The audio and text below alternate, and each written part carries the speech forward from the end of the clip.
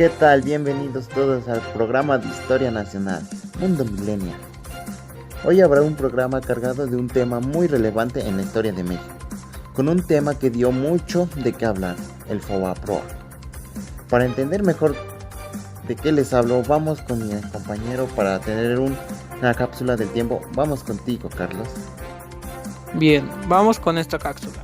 El Fondo Bancario FOBAPROA de Protección al Ahorro fue un fondo de contingencia creado en 1990 por el gobierno mexicano, en conjunto con la totalidad de los partidos políticos en aquel entonces, a fin de enfrentar posibles problemas financieros extraordinarios.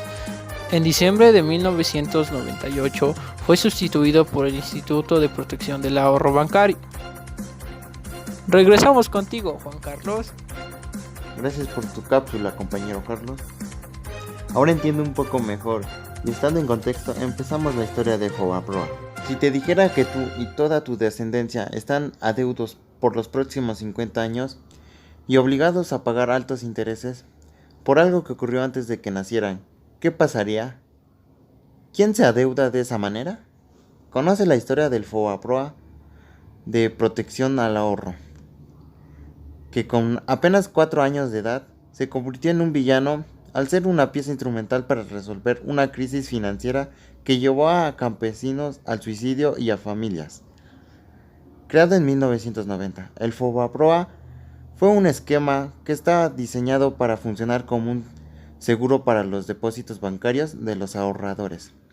Pero tras el error de diciembre de 1994, tuvo que ser utilizado por el gobierno, entonces encabezado por Ernesto Zedillo, para devolver solvencia a los bancos y de esta forma proteger el ahorro de los clientes, cuando diversas instituciones financieras se declararon en quiebra. Pero el problema no acabó aquí. ¿Pero por qué? ¿Qué nos ha dejado esta crisis? Para esto vamos con el compañero Jorge. Vamos contigo, compañero. En otros hechos, un poco no. Yo diría lamentables para los mexicanos. Hablemos de unas cosas muy desagradables y de cierto modo algún argumento bueno del FOBAPROA. En México se vivió una de las crisis económicas más graves de sus historias, principalmente debido a la devaluación que sufrió de peso a unos días del inicio de la administración del presidente Ernesto Zedillo, que los créditos activos de una buena parte de las personas se volvieron impagables. Cabe decir que una de las razones por las que el rescate financiero a través del FOBAPROA ha sido una tan señalada que tiene que ver con se decidió hacer la deuda pública, que eran pérdidas privadas. Un costo más de 5,000 millones de pesos, los cuales se calcula que se pagarán en un plazo alrededor de 35 años, significa que la asociación de una deuda privada que todavía hoy en día seguiremos pagando. Ahora les hablaremos sobre si es cierto que el FOBAPROA se convierte en una deuda pública. Vamos con tu reporte, compañero Carlos. Muy bien, compañero. Pero ¿por qué se dice que FOBAPROA se convirtió en una deuda bancaria para el país? En 1994, México vivió una crisis económica muy grande en su historia, principalmente debido a la devaluación que sufrió en el peso en unos días, del inicio del administrador presidente Ernesto Zedillo. Entre otras cosas, el entorno económico se volvió tan adverso que en créditos activos de una buena parte de la persona se volvieron impagables. Esto trajo una pérdida económica de alrededor de 4,000 millones de dólares. Con esto en mente, se decidió hacer un FOBAPROA para generar un rescate financiero. El rescate financiero.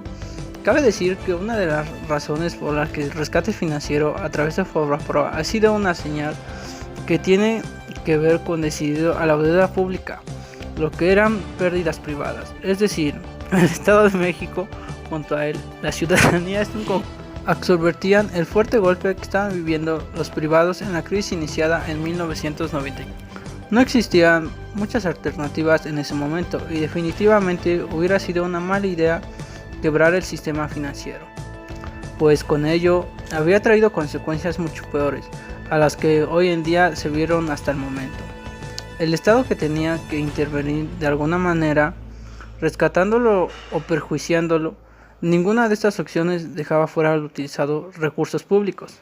No optó por la primera vez que volteara a ver hacia México en las últimas décadas, pues últimamente solo había traído consecuencias y más consecuencias. Y aún así, cuando se hubiera decidido reeleccionar la banda ancha, se hubiera tenido que resolver millones de créditos impecables que provocaron la crisis en primer lugar, es decir, de todas las maneras que hubiera convertido la deuda pública. Lo que era un inicio una deuda privada por el gobierno mexicano no tenía la estructura de cobrar esos miles de créditos. Además, para volver a la actividad normal del sistema financiero, en una crisis hubiera sido necesaria la inyección de la capital, siempre que se buscara no dejarlo morir.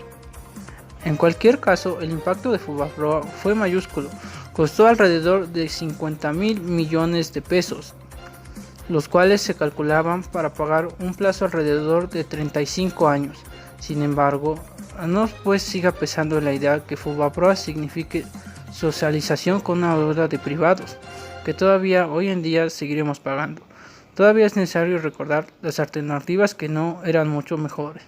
Definitivamente hubiera sido peor dejar pasar que FOBAPROA nos estuviera inundando poco a poco. Con un colapso de los bancos hubiera significado un colapso prácticamente de toda la economía del país. Muy bien amigos, muchas gracias por sus reportes. Ahora para terminar vayamos con nuestro compañero Miguel para imaginar qué pasaría si volviéramos a tener algún problema similar como el del FOBAPROA. Vamos contigo compañero Miguel.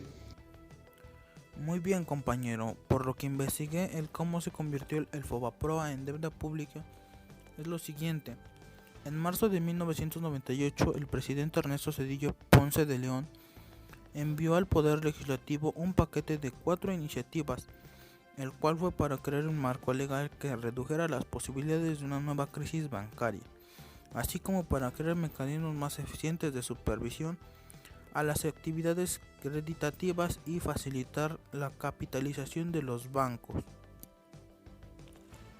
Esta deuda pública decretó abogar a la Ley Orgánica del Banco Nacional de Comercio, así como la Sociedad Nacional de Crédito, institución de banco subdesarrollado. Decretó reforma a la Ley del Banco de México. Decretó por qué se adiciona la Ley del Banco de México. Se expide la Ley de Comisión Nacional Bancaria y de Valores y se reforman las leyes regulares y las agrupaciones financieras de instituciones y créditos.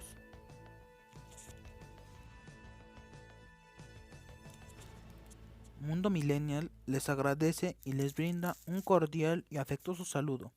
Muchas gracias por su confiabilidad. Hasta la próxima. Que tengan un excelente día.